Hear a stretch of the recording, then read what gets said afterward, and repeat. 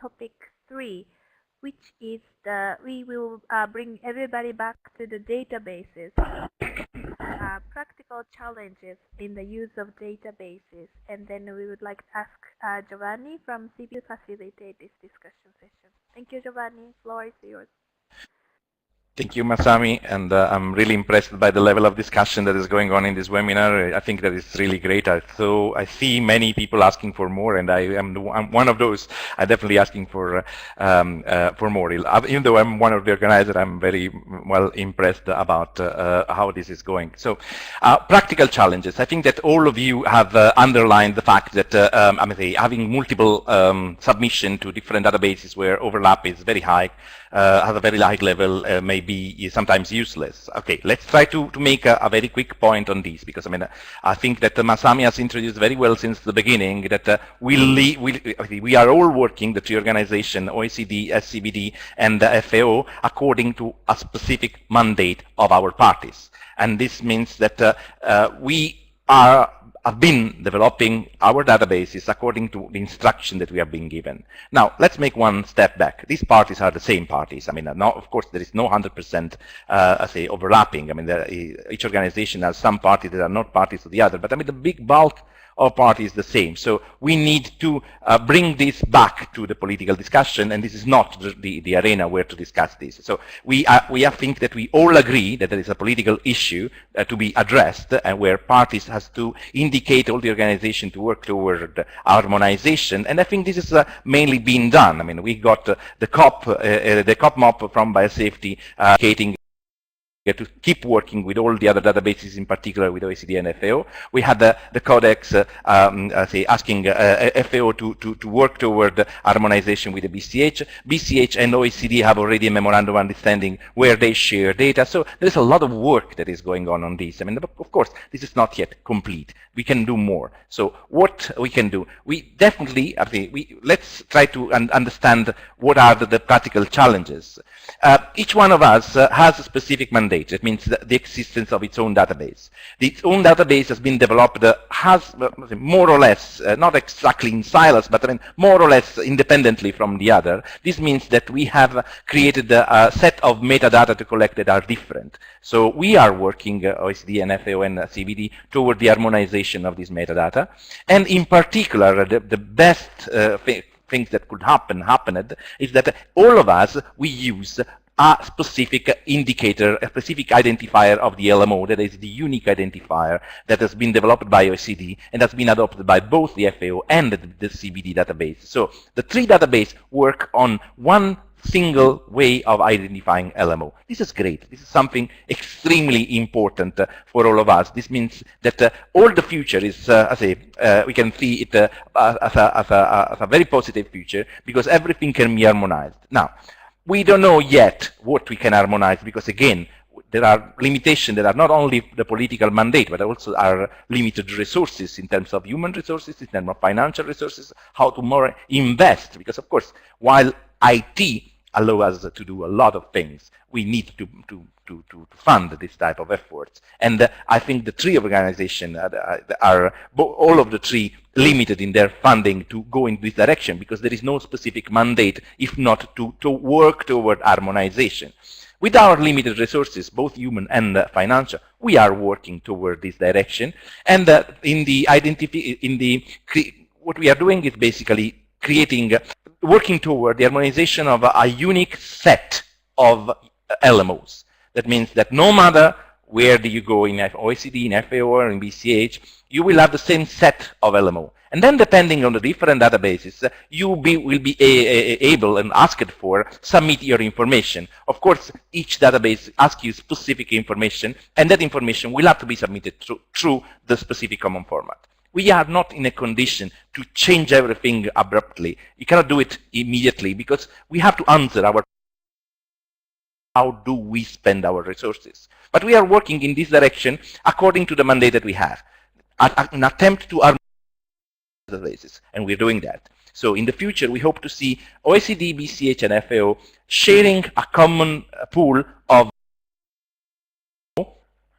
and you can attach to this LMO information on your decision, safety assessment for the food for FAO, environmental assessment for the BCH, the decision in all three cases, OECD, FAO, and BCH, that are shared because they are attached to the same LMO. So this is basically what we are doing.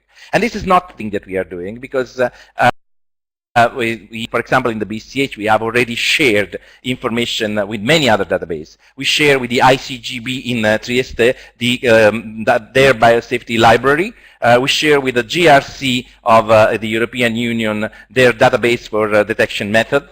We share with CropLife the same idea, their detection method. We share with the Biotrade Status, that is a huge database maintained by the Global Industry Coalition, all the information that they are maintaining in terms of decision on LMO. All this information are already available through the BCH, and we hope in the future, once all of this LMO unique set may be developed among the three organizations, may be made available to the OECD and the FAO. So this is where we are at the moment, and I would like to ask you how to better improve, what kind of practical improvement can be made in terms of accessibility and usability, what level of details that we should present data. I mean, help us in having a better vision of where to go in the future. In terms of active participants, I have here Kazuyuki Suwabe, Kathleen, and Julieta. I'm asking them if they want to have a specific question, and then we go back to the chat box that is already popping up with a lot of questions to answer to your questions. So, Kazuyuki, any specific question on this specific topic? Yes. Can you hear me? Well, thank you. Sometimes I lost it. Okay, we can hear you very well.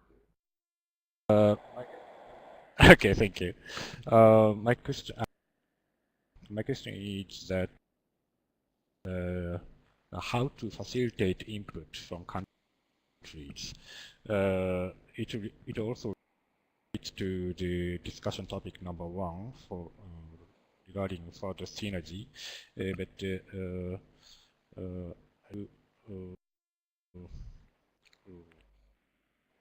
share.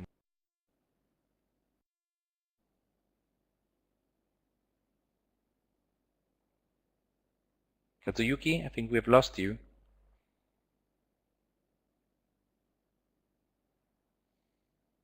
Kazuyuki? We cannot hear. Yes, now we can hear. Try again.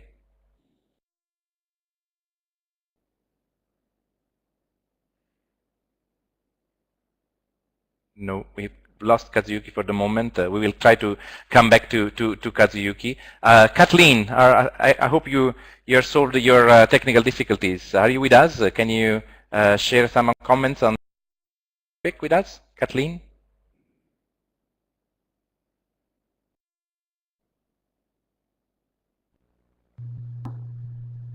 Hi, Kathleen. Yes, we can hear you. Yes. Hello. Thank you so much for the invitation to participate in this webinar. We greatly appreciate it. This has been a very informative session, and we found it to be very, very interesting and informative, and so we greatly appreciate the opportunity to participate in this. We've certainly found that these databases are very useful, and they house information from regulatory agencies around the world in one location, and that is very important in a number of ways and in a number of different situations, including situations of low-level presence. And we also recognize that a database is only as useful as the data it contains, and I think that's a topic that we've heard already. But I'll give the U.S. perspective. I will focus on the challenge of keeping databases up to date. Particularly in the U.S., our competent authorities already maintain our own individual databases, and populating external databases requires additional resources. And It's particularly challenging when trying to upload data to a new database. In our case, the Food and Drug Administration has approximately 150 records regarding foods from genetically engineered plants at this time. And when updating a new database, all of this information needs to be uploaded. In addition, another challenge for us is products that are regulated by multiple regulatory agencies. Compiling and preparing data requires coordination among these different agencies within the country. For example, for us, populating external databases regarding foods from GE plants that contain pesticidal traits requires coordination between the Food and Drug Administration and our Environmental Protection Agency.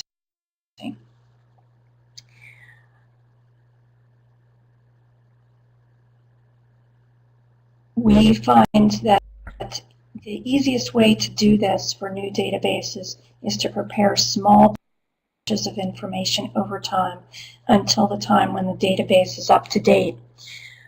Once that initial block of entry has been uploaded, we take far fewer resources to keep the database up to date with new entries.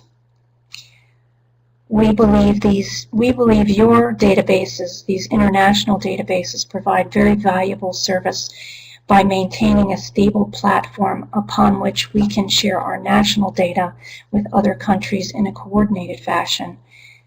And we recognize that programming, logistics, and funding of databases, such as yours, is a significant undertaking and takes effort from a wide range of individuals. In terms of an efficient approach for sharing data on your multiple databases, we have found that the agency or competent authority web page from which data and information can be drawn to populate other databases is very useful. This simplifies the process of identifying data for uploading to your databases because data for the relevant fields are all in location.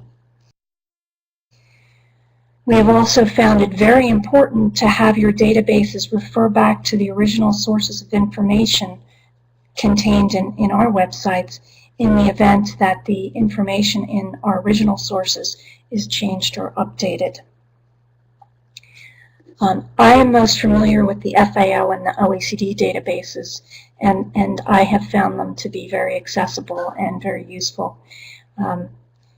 I don't really have any suggestions for improvement for these databases because they organize information in a way that allows for easy search and location of information. Our biggest challenge that we have faced is simply keeping these external databases up to date, and this seems to be a very common issue internationally.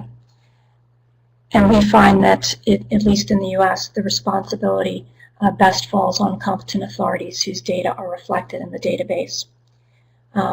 We're very interested in knowing how your organizations have dealt with resource issues associated with keeping databases up to date, recognizing that you have to manage and data supplied from numerous different competent authorities. Thank you. Thank you, Kathleen. Thank you very much for this contribution. I see Kazuyuki is back on online. Kazuyuki, are you with us? You want to share something? Kazuyuki? Yes, yes, and I am back. Do you hear me? Okay, thank you. I was saying that, yeah, as Cassie pointed out, after establishing a database, it's in to feed and update the database on a regular basis. Therefore, the challenge we are facing now is to enhance inputs from countries. So ideally, a common format may be necessary, but in reality, I don't think it is less feasible because we have other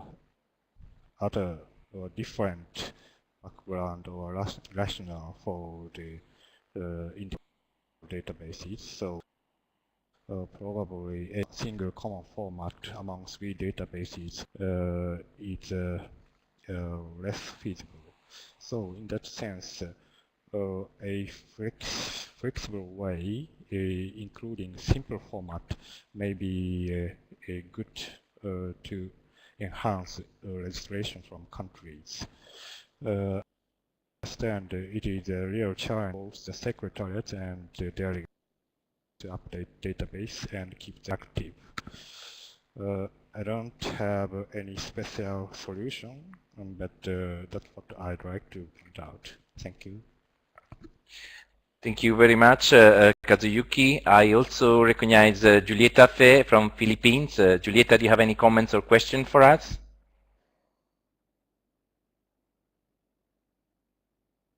I see a written comment from Julieta. I will read that. As I mentioned it earlier, the one on the challenges is ensuring that there is no redundancy of information. In case where information is available in one of the database, for example, FAO, food safety, link to that information should be placed so as to avoid duplicate information. Thank you, Julieta. Of course, if you want to intervene, you are welcome, but I will start commenting on this last one. Yes, definitely. Now that we are progressing toward an harmonization and hopefully a unification of LMO set, everything else will become much easier. Links to direct in the other databases, or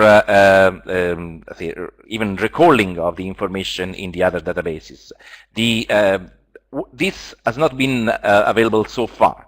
So far we have been progressing in a close but not unified way. Now we are making this closer, and we are looking forward a unified set of LMO through which we can attach different type of information according to the different mandates of the databases. I'm reading also from Germany, not only unique identifier for MLMOs are of great value, but also it will be very helpful to harmonize them for describing genetic elements. Yes, absolutely. We are working in the BCH, we are working very closely with the German database that is called Eugenius, that is making an attempt to create an harmonization of terms and description of all the genetic elements. We are making our collaboration with this database is that our thesaurus, that means all the words that are using are the same, and as soon as, because Eugenius has been launched very recently, we look forward to have a direct link from the genetic elements to Eugenius. I also seen the previous question where someone else, I think Laura Bonfini, was saying having a common identifier for LMO is advantage. A way to uniquely identify other records like loads or risk assessment will help to check information consistently. And this is definitely, I mean, at least for risk assessment, definitely we can link once and forever to unique identifier, decisions, risk assessment, organism, a parental organism or a donor organism, genetic traits, and LMO. All of these is all together once we have an agreed unique identifier set of unique identifier based set of LMO. So yes, we are going in this direction. I'm looking at other questions on the chat box. I'm inviting you to place your question in the chat box so that we will have a better look. We can answer there now, and if we are not able to answer to your question now, we will definitely be able to answer after that when we'll have a better and closer look to these questions. Yes. So I think that the times at our disposal is becoming very limited. So I'm moving toward giving Masami back the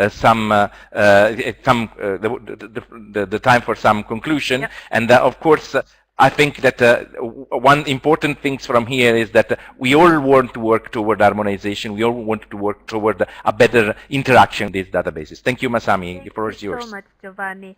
I'm very much.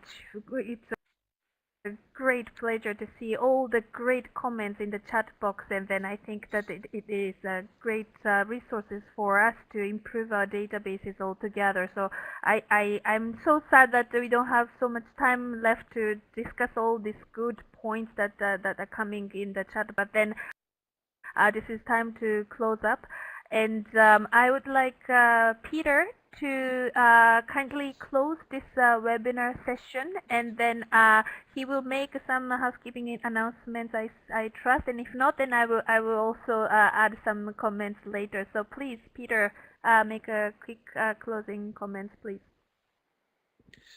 Yeah, thanks very much, Masami. I can see we have only a very short time left now, but I would like to thank everybody who has participated. I think this is very impressive. It's quite difficult to bring all of the comments together, but that is what we intend to do. We will have the recordings of the meeting, the spoken conversation will be made available and published. There will be a report of the discussions, and especially taken into account the materials that have come up on the discussion board, the chat board. And I'm also assuming that our PowerPoint presentations that form the first part of the meeting will be available. So just thanks to everybody for participating, and I think we have our work cut out to make all of those materials available, Masami. Thank you so much for the nice closing comment. With that, we would like to close this webinar. Thank